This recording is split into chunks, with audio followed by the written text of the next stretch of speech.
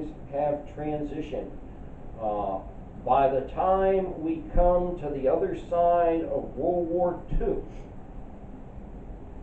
we're going to see a tremendous decline start. I mean, God raised up that generation that resulted from Billy Sunday's work and the revivals that went on. I mean, some of the most stirring stuff I've heard is listening to men talk about old recordings of there in Wales and Scotland about the the Welsh revival. I mean, just man, incredible. Billy Sunday. I mean, you would have thousands of people getting saved every night in his meetings. But that generation is the generation that God raised up to fight against Satan's forces in World War II, the Axis powers, okay, who had concords signed with the Church of Rome. We'll come into that subject as we start going through the 20th century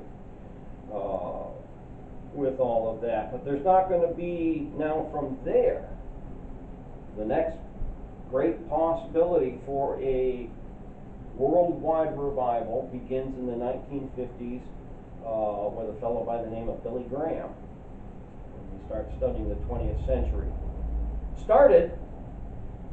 Had a good chance, but Satan found the chink in Billy Graham's armor.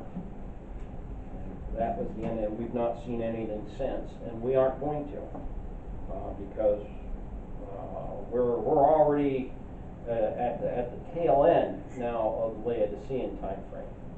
So, Lord willing, next week we will begin talking about the period in which we are in now as we go through to the end of the Laodicean time frame. And I will go into a lot more detail with that, because we're talking about things that are living memory for a lot of us.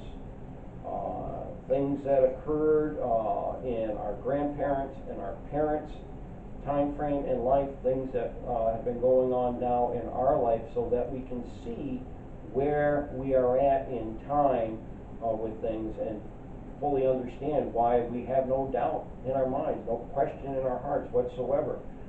We're at the end of it, for a multitude of reasons. But that's where we're going to stop with that this week. Any questions at all on that? So that's the end of the Philadelphia age, and we'll stop right there.